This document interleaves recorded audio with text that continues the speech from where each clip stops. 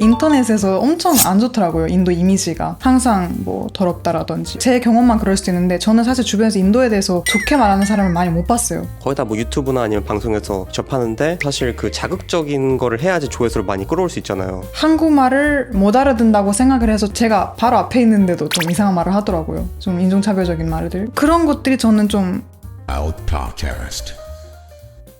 저는 이제 인도에서 태어났고 일본에서 쭉 살다 온 마이트리라고 합니다. 편하게 트리라고 부르시면 되고 지금은 뷰티 회사에서 인턴을 하고 있습니다. 그 백그라운드가 되게 흥미로운 것 같아요. 이 인도에서 태어나시고 일본에서 쭉 살다가 한국으로 오셨는데 왜 한국으로 오게 된지 이것부터 좀 설명을 해주시면 좋을 것 같습니다. 네, 저는 일단 한국을 접한 거는 뭐 다른 분들이랑 거의 똑같겠지만 뭐 K-드라마나 K-팝인 건 맞는데 그 다음에 제가 진짜 대학을 위해서 한국을 오겠다 하는 그 계기가 제가 뷰티에 엄청 관심이 많고 어렸을 때부터 일본에서 자라왔다 보니까 이제 피부색 때문에 화장품을 찾기가 힘들었던 경험도 있었고 그래서 연구를 좀 많이 하게 됐어요. 뭐 뷰티 크리에이터도 많이 보고 그러니까 이제 그 연구를 하다 보면 그게 재밌었던 것 같아요. 한국 브랜드들이 되게 인기가 많더라고요. 해외에서도 K-뷰티가 되게 유행하고 있고 그 다음에 한국어를 제가 취미로 그냥 별 생각 없이 배우고 있었던 게 있었는데 처음에는 K-드라마를 보다가 어느 순간 뭔가 자막 없이 뭔가 살짝 알아듣는 게 시작을 되다 보니까 한번 제대로 공부를 해보자 해서 이제 책 같은 거 사서 이제 한국어 능력 시험도 준비를 하고 그러다가 한국어 능력 시험도 이제 6급까지 있는데 4급을 합격을 했어요. 고등학생 때. 그러니까 한국어도 할 수 있다. 그리고 뷰티에도 관심이 많다. 그래서 둘 다 합쳐서 그리고 일본이랑 가깝다 보니까 유학 생활을 하기도 그렇게 부담스럽지 않다고 생각을 해서 그냥 한국으로 유학을 오게 됐습니다. 그 K-뷰티를 말씀하셨는데 K-뷰티가 해외에서 좀 인기가 많은 이유가 좀 따로 있을까요? 저는 이제 일본에서는 예전부터 좀 인기가 많았던 것 같아요. 예를 들면 뭐 돈키호테라고 있는데 거기서는 K-뷰티 화장품도 많아요. 그리고 항상 스킨케어, 좋은 스킨케어라고 보면 웬만하면 K-뷰티에서 나오더라고요. 일본 인플루언서들도 한국 제품을 자주 쓰고 그래서 좀 인기가 많다는 인식 때문에 더 관심을 갖던 것 같아요. 격세지감인 것 같아요. 왜냐면 한 2000년대 초반만 해도 오히려 일본 화장품이 한국에서 인기가 많았거든요. 한국에서 인기 많았던 게 뭔가 국산 브랜드보다는 일본 브랜드 아니면 프랑스, 유럽 쪽 이런 브랜드가 유명했는데 지금은 오히려 이제 근데 그런데도 아까 말씀하신 것처럼 조금 부족한 점이 있는 거는 외국인들이 피부색이 조금 검은색 쪽인 분들은 힘든 게 한국인을 위한 그 컬러톤밖에 대부분 없다고 하더라고요. 그래서 제 주변에도 뭐 흑인 친구가 있고 한데 걔네들이 조금 힘들다고 그거를 자기가 맞는 스킨톤을 뭐 있는 브랜드도 있는데 별로 없다고 하더라고요. 뭐 사실 일본보다 K-뷰티가 훨씬 지금 세계적으로 좀 뛰어나고 있다 보니까 한국에서도 지금 티르티르라든지 정샘물이라든지 이런 브랜드들도 진짜 흑인까지 쓸 수 있는 것도 많이 내고 있긴 하거든요. 한국에 오게 된 계기를 말씀해 주셨으니까 뭔가 처음 이제 한국에 입성을 하셨을 때 이제 인천공항에서 딱 내린 거죠. 그때 뭔가 한국의 첫인상 이걸 말씀해 주시면. 아 근데 저는 그때 당시엔 못 느꼈는데 막상 좀 생각해보니까 빨리빨리 문화가 처음부터 느껴지더라고요. 그래서 예를 들면 공항에서 딱 내렸을 때 뭐 심사라든지 이런 것들이 안내를 하는 것도 그냥 알아서 다들 가는 느낌이었고 그 다음에 밖에 나가는 것도 그냥 이걸로 그냥 나가면 되나 싶을 정도로 바로 나갈 수가 있었고 그 다음에 제가 바로 택시를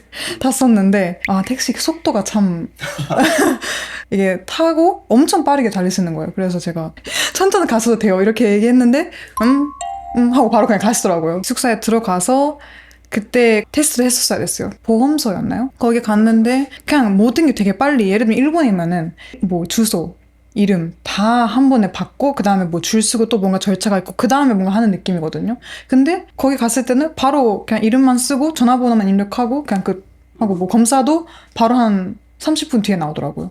그래서 그런 게 인상 깊었던 것 같아요. 좀 그러니까 뭔가 행정적인 절차에서 일본은 조금 더 아날로그적인 게 있다고 전 들었거든요. 네네네네. 뭔가 한국은 다 디지털로 돼 있으니까 좀 더 빠른 게 아닐까 싶습니다. 그러면 일본하고 한국을 비교하는 김에 일본인과 한국인을 비교해보면 또 재밌을 것 같아요. 제가 일을 하면서 느꼈던 건데 한국에서는 일단 일을 진행시키는 거를 좀 중요시 하는 것 같고 일본에서는 시간이 걸려도 확인할 걸 계속 확인을 하고 맞는지 제대로 확인을 해야 돼요. 그래서 그러다 보니까 모든 게 좀 천천히 흘러가는 게 있고 제가 어쨌든 간에 외모 자체는 일본에서도 한국에서도 둘 다 그냥 외국인이다 보니까 그리고 제가 한국말도 좀 잘 하잖아요. 그래서 그런 입장에서 봤을 때 일본인과 한국인에서 한국인 훨씬 더 많이 놀래요. 제가 한국말 잘하면. 일본에서 제가 일본말을 그냥 이렇게 하면은 그냥 뭐 그런가 보다 아니면 뭐 혼혈이거나 약간 이렇게 생각을 하고 바로 넘어가는데 한국에서는 왜 그렇게 잘하세요?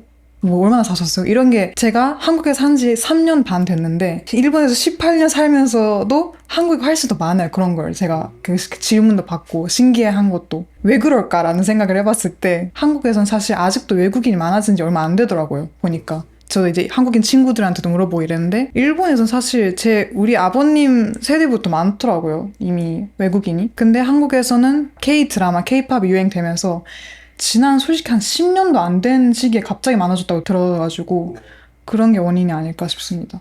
그런 원인도 있을 것 같고 한중일 이 세 국가 중에서는 뭔가 한국이 제일 인싸 같거든요. 그 약간 제일 좀 아웃고잉하다. 그래서 조금 더 표현이 그 다른 나라에 비해서는 조금 더 풍부할 것 같아요. 와, 너 잘한다 하면서 관심도 많이 가지고. 근데 그것도 맞는 것 같아요. 그러니까 그 외국인이 일본에는 예전에도 많았고 특히 제가 알기로는 왜인지 모르겠는데 인도 분들이 일본으로 많이 갔다고 들었던 것 같거든요. 우리 아버님 세대면은 아마 IT 쪽으로 많이 갔던 걸로 알고 있고 요즘에는 또 뭐 알바 같은 것도 좀 많이 구한다고 하더라고요. 외국에서, 일본에서. 일본 여행 갔는데 그때만 느낀 게 편의점 알바가 항상 뭔가 인도 분이나 뭐 약간 그런 이유가 있나요? 근데 저도 사실 놀랐던 게 제가 한국에 오고 나서 방학 때마다 그 대학교 방학 때마다 일본으로 가서 그냥 본가 갈 듯이 그냥 갔는데 그 방학 때마다 많아지는 것 같아요. 최근에 일본에서도 이제 인도 쪽이나 좀 동남아 쪽이나 이런 분들이 알바하는 분들이 진짜 많아졌던 것 같아요. 제가 느끼기에도. 전에는 그 정도는 아니었는데 한 5년 정도 되고 나서. 일본도 그렇고 한국에서도 그렇고 아무래도 외국인으로서 좀 힘들었던 점이 있었을 것 같아요.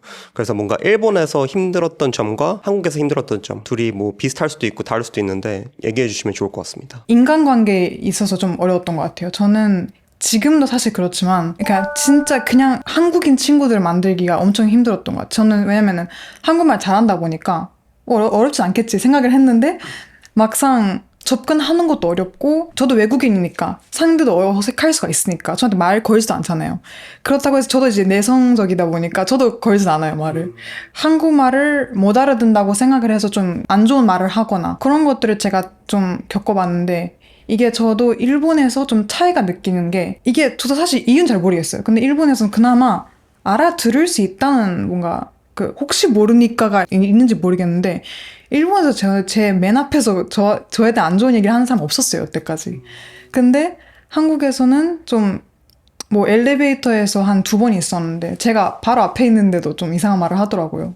좀 인종차별적인 말들. 그래서 그런 것들이 저는 좀 힘들었던 것 같아요. 특히나 친구를 사귀고 이렇게 좀 활동을 하는 건 좋아하는 사람으로서 하고 싶은데 내성적이니까 다가가지도 못하고 또 그런 걸 겪으면은 좀 기분이 안 좋고 이런 경험들이 있었던 것 같아요. 그렇게 힘든 점도 있고 한데 어쨌든 간에 지금 한국에서 인턴을 하고 계시잖아요. 그 인턴 생활은 좀 어떤 것 같아요? 인턴 하면서는 엄청 재밌었던 것 같아요. 제가 인턴 해도 웬만하면 같은 타이틀로 했거든요. 이제 일본 그 시장 조사라든지 일본 사업 개발이라든지 그러다 보니까 이제 일자리에서도 되게 다르다 싶었던 거예요. 일본이랑 한국이랑. 제가 일본에서 그렇게 일을 해본 적은 없지만 알바 같은 거 해봐도 흘러가는 그러니까 흐름 자체가 좀 다르다고 할까요? 아까 말했듯이 뭔가 일본은 천천히 하더라도 정확히 네. 그리고 한국은 이제 빨리빨리 프로세스를 진행하는. 네네네. 한국어도 지금 굉장히 잘하시는데 일본어도 잘하시잖아요. 그래서 저는 이걸 좀 여쭤보고 싶었던 게 뭔가 한국어하고 일본어에 비슷한 점도 있고 다른 점도 있을 텐데 그런 특징들. 제가 한국말을 잘하는 이유도 사실 일본어를 어느 정도 할 수 있다 보니까 더 쉬웠던 것 같은 이유가 어느 정도 패턴을 뭔가 추측을 할 수 있더라고요. 모르는 단어도. 예를 들면 뭐 전화하면 뭐 일본어電話인데 전화의 전기의 전 있잖아요. 그 전은 일본어에서 항상 den이거든요. 그런 것들이 좀 자주 보여서 그걸로 좀 배우기 쉬웠던 것 같고 근데 어려웠던 건 저한테는 발음이 제일 어려웠던 것 같은데 지금도 뭐 예를 들면 면역력이라고 해야 되나요? 그런 단어들이 저한테 발음이 어려운 것 같고 존댓말, 일본도 존댓말이 있지만 저는 오히려 존댓말은 한국어로 더 잘하는 것 같은 이유가 일본에서는 이 일자리에서 되게 다양하거든요. 써야 되는 단어들이 엄청 다양한데 제가 한국에서만 제대로 좀 직장 생활 뭐 인턴을 하다 보니까 더 익숙해진 것 같아요. 이렇게 바로 예를 들면은 그냥 친구 정도면은 그냥 알려줄게요 라고 하는데 뭐 좀 상사분이거나 알려드릴게요 이렇게 해야 되잖아요. 그런 것들이 좀 자주 하다 보니까 일본어보다 아마 한국어가 더 잘 나오지 않을까 싶은 거예요. 그러면 그 배우기에는 어떤 게 조금 더 어려운 언어인 것 같은지. 제가 생각했을 때는 얘기하는 거, 뭐 말을 하는 거는 일본어가 더 쉬울 수가 있다고 생각을 한 이유가 발음이 조금 더 쉬운 것 같아요. 되게 그거 복잡한 발음들이 없고 좀 직설적인 발음들밖에 없어서 말하는 거는 아마 일본어를 배우는 게 더 쉬울 것 같은데 쓰는 거는 일본어가 너무 한자도 있고 카타카나도 있고 히라가나도 있고 이래서 저는 그냥 뭐 자연스럽게 초등학교 때부터 그냥 배웠잖아요. 그래서 별로 못 느꼈는데 외국인이 갑자기 한국말이랑 일본어를 배운다 하면은 일본어 쓰기가 진짜 힘들 것 같아요. 외국인들이 말하는 게 한국어는 부드럽게 들린다. 이거를 많이 말씀하시거든요.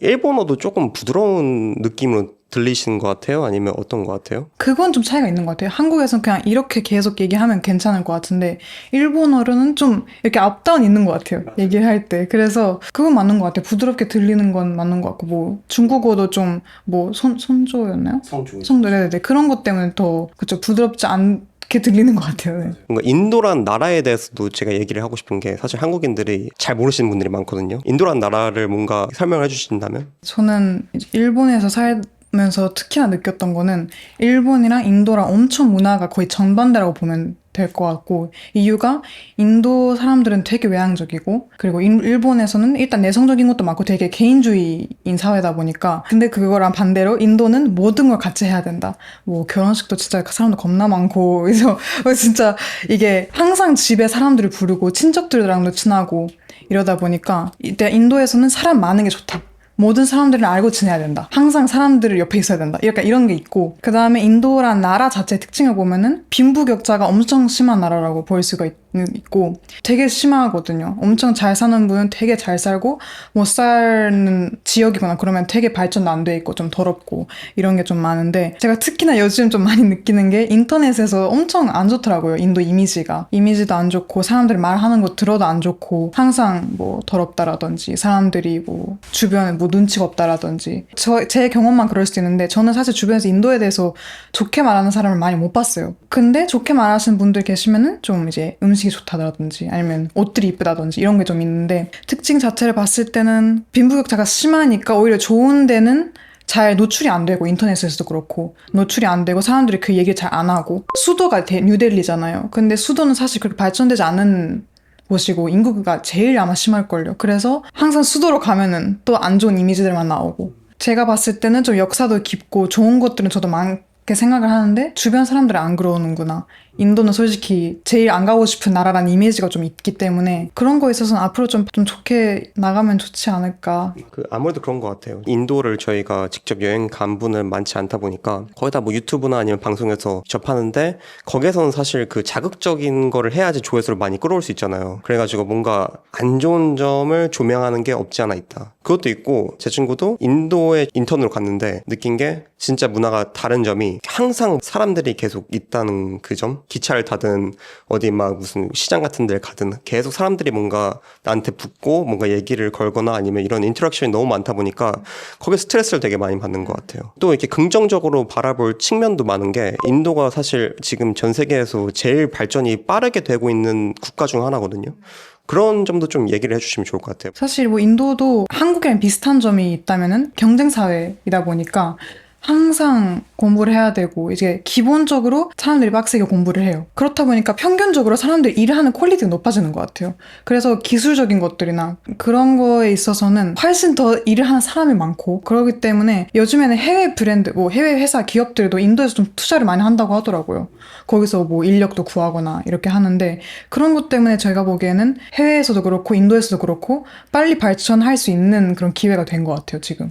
제가 듣기로는 뭐 인도의 공과 대학이 MIT보다도 가기가 힘들다 뭐 이런 말이 있을 정도로 되게 인재들이 많잖아요. 그래서 저 항상 그게 좀 궁금했어요. 그러니까 인구가 많은 이유도 당연히 있을 텐데 왜 이렇게 인도에는 그 수재들이 많이 나올까? 똑똑한 사람들, 천재들이 왜 이렇게 많이 나올까? 인종에 관한 것도 있을 것 같고 문화적인 것도 있을 것 같고 어떻게 생각하세요? 인종은 잘 모르겠는 게 저도 인도인이지만 수학을 진짜 못하거든요. 제가 보기에는 경쟁 사회이기도 하고 인도에서 특히나 그것도 있어요. 문과랑 이과에 대한 인식이 엄청 강하다 보니까 문과는 그냥 하면 안 된다. 뭐 돈벌이가 안 된다. 그 한국도 있어요, 근데. 그쵸. 근데 그거 엄청 조금 더 심한 것 같고, 의사가 돼야 된다? 뭐 소프트웨어 인지니어가 돼야 된다? 아니면 뭐 문과 갈 거면은 그 변호사가 돼야 된다. 이런 식이다 보니까 이과에 들어가는 사람이 많다 보니까 그거에 대해서 노력을 하는 사람이 많다 보니까 이렇게 그냥 뭐 나비 효과 느낌으로 되게 갑자기 많아지는 것 같아요. 다들 열심히 한 그 중에서 또 뽑으니까 그 중에서 천재들을 뽑는 거겠죠. 인구가 많다 보니까 그 중에서 조금 뽑는다고 해도 해외랑 비교했을 때 그 많잖아요, 또. 그래서 캐나다나 이쪽으로 가도 뭐 의대나 이쪽으로 가면 웬만하면 인도 사람들 많다고 하더라고요. 그러니까 약간 스포츠 같은 것도 예를 들어서 축구도 축구에 관심이 있는 나라가 결국에는 잘하게 되는 법이잖아요. 인도도 좀 비슷한 게 아닐까. 좀 대단한 나라라고 생각해요. 왜냐면 그 지금 구글 CEO도 아직 인도 분 아니신가요? 네. 그리고 막 대부분의 그 테크 기업들의 CEO나 아니면 경영진들을 보면 인도 분들이 많이 포진돼 있어서 인도 하면 그런 뭔가 IT 강국 이런 것도 있는데 또 음식이 또 유명하잖아요. 인도 음식. 그게 좀 궁금했어요. 이제 뭐 그 인도 혹시 카레 많이 드시잖아요. 근데 뭔가 그 제가 다른 저기 어서와 한국이시 이런 데 봤을 때 인도 분들이 한국에 와서 딱 카레를 먹는데 이거 한국 카레는 인도 카레랑 그렇게 다르지 않다. 비슷하다. 이렇게 얘기를 하신 거 들었거든요. 어떻게 생각하세요? 사실 인도도 나라도 크고 문화가 인도 안에서도 많은데 저는 남쪽에서 태어났는데 남쪽의 음식이랑 북쪽의 음식이 엄청 달라요. 뭔가 이게 딱 정의하기가 힘들구나. 그쵸. 그래서 사람들이 인도 음식이라고 생각하면 카레랑 난 이렇게 생각을 하실 것 같은데 저는 남쪽의 사람이고 나는 먹어본 적 없어요. 집에서 저는 먹어본 적 없고 지역마다 되게 다른데 한국이나 뭐 일본이나 뭐 인도식 식당이라고 하면은 웬만하면 북쪽인 걸로 가져오더라고요. 그래서 가끔씩 이제 남쪽도 보는데 근데 그것도 있을 것 같아요. 그 맛을 맞추는 게 있는 것 같아요. 한국에 있으면 한국인 입맛에 맞춰서 조금 더 좀 맛있게 만든다든지. 그리고 사실 카레는 뭔가 한국보다는 일본이 좀 더 유명하죠. 일본이 카레를 진짜 좋아하잖아요. 그쵸. 근데 뭐 대신 인도이나 일본은 좀 매운 걸 못 먹다 보니까 훨씬 맵기가 아예 없는. 근데 아무래도 또 인도에서 오셨으니까 매운 건 또 잘 드실 것 같긴 해요. 근데 뭐 맵기가 다른 것 같아요. 인도 맵기랑 이제 한국 분들 좀 그 아픈 매움을 잘 먹는 것 같아요. 혀가 아픈 거. 네네네. 그리고 요즘에 그 워낙 매운 걸 잘 드시는 분들이 많다 보니까 음식이 전체적으로 다 매워지고 있는. 그러니까 예를 들어서 라면도 이제 예전보다 지금이 더 맵대요. 똑같은 상품이지만 점점 더 맵게 만드는 거예요. 사람들이 더 매운 거를 추구하다 보니까.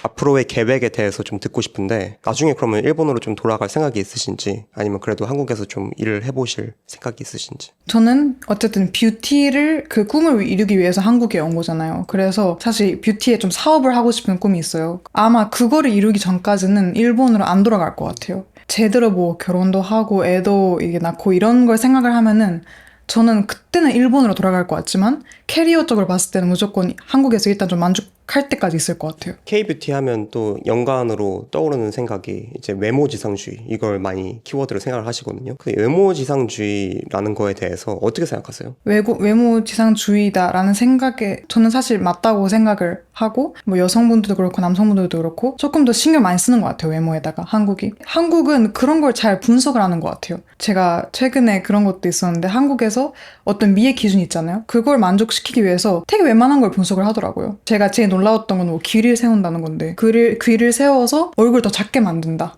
이런 게 있었는데 뭐 외모 지상주의라서 그렇다기보다는 워낙 기술이 발전되고 화장품도 많이 나오고 메이크업도 잘 하다 보니까 더 이렇게 발전될 수밖에 없잖아요. 그러다가 좀 많이 분석해서 좀 이렇게 원리들이 나오는 것 같은데 공부하긴 좋은 것 같아요. 그러니까 이런 기준도 있고 이렇게도 좀 어떻게 뭐 시술 받을 수 있구나 이런 걸 공부하긴 좋은데 막상 제가 산다 외모를 신경 안 쓰고 살 수 있냐 했을 때는 그건 좀 많이 어려운 것 같아요. 저도 이제 한국에 살면서 관심이 있어서 그렇지만 스트레스를 받은 적도 있긴 했었어가지고 이런 것까지 보는구나라는 게 가끔씩 나오니까 제일 안 좋다고 생각을 하는 거는 그 기준들을 어린 애들한테까지 노출시키는 건 좀 안 좋다고 생각을 하고 저도 최근에 좀 놀랐던 거는 그냥 중학생 여자애가 갑자기 몸무게 관리를 한다고 들었는데 그게 뭐 제 친구의 뭐 사촌 동생이었던 것 같은데 벌써 이제 좀 많이 먹으라 했을 때 살을 좀 빼야 된다 이런 말을 하니까 성인 되고 나서는 저 별로 상관없다고 보는데 애기들한테까지는 가면 안 된다 라는 생각입니다. 사춘기 때는 되게 그거에 민감하거든요. 그쵸. 근데 그거에 대해서 막 외모에 대한 지적을 되게 하면 엄청난 스트레스가 있기 때문에 근데 한국은 좀 그런 것 같아요. 가족끼리도 그 외모에 대한 그 커멘트를 되게 많이 하거든요. 너 좀 살찐 것 같다 막 이런 식으로 친구들끼리도 많이 하고 그래서 그거에서 뭔가 벗어나기가 힘든. 근데 저는 그것도 사실 외국인 특히나 동양인이 아닌 외국인 같은 경우에는 그런 건 듣기 듣기만 하지 직접 그런 지적을 받지는 못하는 것 같아요. 왜냐면은 예를 들면 백인이거나 뭐 흑인이거나 저 같은 사람이거나 저희한테 만약에 한국인이 뭐 갑자기 코 수술 좀 해라 아니면 뭐 쌍꺼풀 하면 더 예쁠 것 같다 이런 말을 하면은 그게 인종차별이 될 수가 있거든요. 그래서 조금 더 조심스러운 것 같아요. 하지만 이게 말씀하신 것처럼 가족끼리 있거나 이제 뭐 한국인끼리 있을 때는 조금 더 그런 대화를 많이 했다고 들었어요, 저는. 맞아요. 거침없죠, 가족끼리. 대놓고 그냥 못생겼다고도 하고.